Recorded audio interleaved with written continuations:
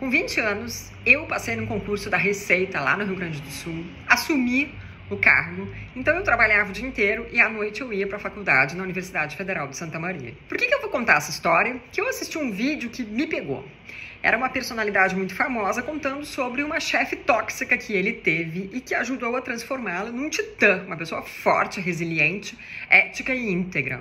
E foi difícil não lembrar e conectar com o início da minha vida profissional, porque foi bem traumático. Na época, eu fugia dos aparelhos auditivos, estava no armário da surdez, jamais tinha me referido a mim mesma como uma pessoa com deficiência. E lembro até hoje do meu primeiro dia na repartição, quando fui apresentada aos colegas da seguinte forma: esse é o fulano, esse é o Beltrano e essa é a deficiente. E todo mundo me olhando e eu cheguei a fazer assim, tipo, sou eu?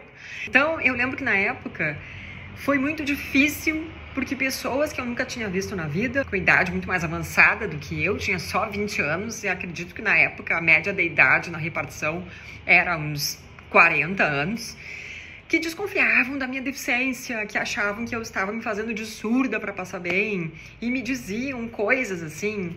O que eu vivi e ouvi no início da minha vida profissional como funcionária pública, num lugar que era, na época, o sonho de consumo de todo mundo, Secretaria da Fazenda, Receita Estadual, eu guardo comigo até hoje, porque eu confesso para vocês que me ajudou muito, foi um MBA da vida. Todo o tempo que eu passei escondida no armário, em casa, fugindo do mundo por causa da surdez, fugindo das interações sociais e achando que me esconder me protegeria, eu fui jogada aos leões, literalmente. Mas a gente, com conversa, com cuidado, com carinho, com paciência, a gente consegue criar pontes com as pessoas. Foi traumático na época, eu lembro de voltar para casa chorando várias vezes, pensando assim: amanhã eu vou pedir demissão.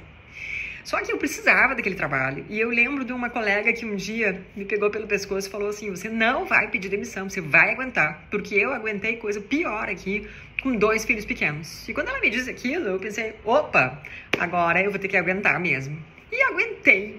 Inclusive as pessoas que mais me falaram coisas ruins, que mais me fizeram coisas ruins durante esse processo, eu acabei, no fim das contas, amiga de todo mundo. Muitas pessoas acabaram, elas ou pessoas do seu convívio, perdendo a audição ao longo do tempo e vindo me pedir conselhos, ajuda e tudo mais.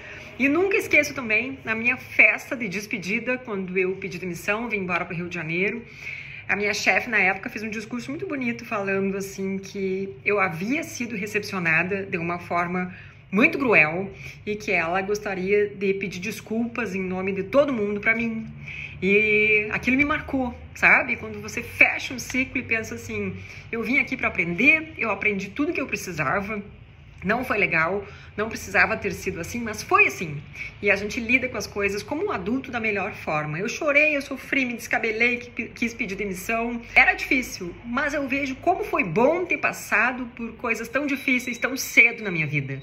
E hoje, quando eu me olho no espelho e penso que eu sou forte, eu sou resiliente, eu não tenho medo de nada, apesar de ter os meus fantasmas aí como todo mundo, eu acho que eu devo muito a isso. A todas as dificuldades que eu passei na infância, na adolescência, em função aí da minha família super disfuncional e em função desse início da vida adulta, da vida profissional tão cruel, tão difícil, mas que depois, aos poucos, eu fui conseguindo transformar numa jornada bonita de amizade. Eu tenho lembranças ótimas com muitos colegas daqueles tempos e sou grata a todos os colegas, até mesmo aqueles poucos com os quais eu não consegui me conectar após 12 anos no serviço público. Estou falando isso porque vejo muitas pessoas com deficiência se vitimizando, reclamando, exigindo, acusando, e vocês não fazem ideia do que era ser uma pessoa com deficiência lá no início dos anos 2000. Vocês receberam essa entrada no mercado de trabalho, aí eu estou falando vocês mais jovens, com acessibilidade, com leis, com internet, falando-se sobre deficiência, com cotas, tudo prontinho, o caminho todo pavimentado para vocês. O mundo não gira em função da nossa deficiência, as pessoas não estão nem aí. E você tem que praticar autoadvocacia. Não é com agressividade, não é com estupidez, não é com falta de educação, não é com acusações e dedo na cara de ninguém que você vai abrir caminho. Não foi assim que as pessoas que vieram antes abriram esses caminhos. A gente aguentou muita coisa aqui no osso do peito para que você, jovem com deficiência que está entrando no mercado de trabalho, tenha recebido um ambiente tão mais amigável do que aquele que a gente frequentou.